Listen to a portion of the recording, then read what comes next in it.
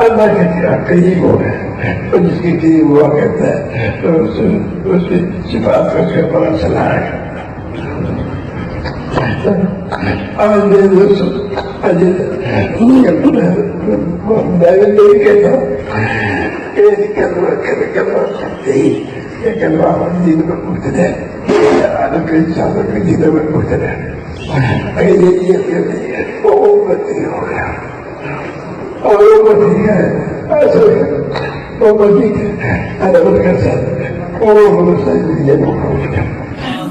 دیندار سے دیندار آدمی بھی اپنی ہر چیز میں اللہ کے غیر کی طرف دیکھتا ہے.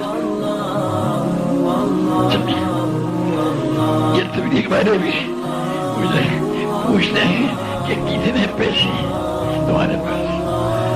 یہ نہیں کہتے ہیں کہ بھئی اللہ پاک کے ساتھ تمہاری جان پہچان ہو گئی ہے. جس کے ساتھ جان پہچان ہوتی کیا مطلب اس کا کہ جو تم اس کو کہو گے وہ کر دے گا. یہ پوچھنے کے بجائے کہ 80,000 ہے یا 1,00,000 ہے کہ جن کے 80,000 کو پہچانتے ہو 1,00,000 کو پہچانتے ہو.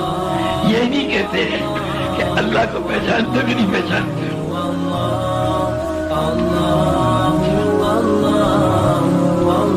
اصل مسئلہ ہے اللہ کے ساتھ جان پہچان. میں وہاں نظامالدین میں سنجیشن میں وہ تعریف کرا رہا تھا. میں نے پجاری ذکر پڑھی. میں نے کہا جو ذکر کرے گا اللہ کی اسے بات کو تاثیر ملے گی. میں نے کہا سارے ان پڑھ کہیں ہوئے بیٹھے تھے. میں نے کہا میں جانتے ہو معرفت کس کو کہے تو بالکل ایک ان پڑھ آدمی کہے کہ تجھے نہیں پتا معرفت کس کو کہے, تجھے نہیں خبر. میں نے کہا بھائی تو ہی بتا دے.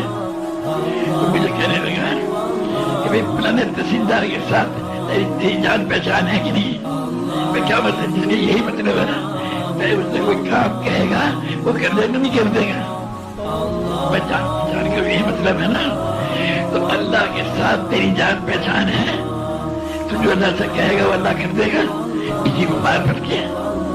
تو میں میرے دوستوں سب سے پہلے زیادہ ہمیں تمہیں جو ہے محنت کرنی پڑے گی اللہ پاک کو پہچاننے کہ کس وقت اللہ پاک کیا چاہتا ہے. اللہ کو اتنا کہو اتنا کہو اتنا کہو. ہمارے دل دماغ میں اللہ کے سوا کچھ نہ رہے. یہ وہ دماغ میں اللہ ہی ہے. جب یہ کرو گے ہم تعالیٰ شان ہر موقع پر ہر جگہ ہر حال میں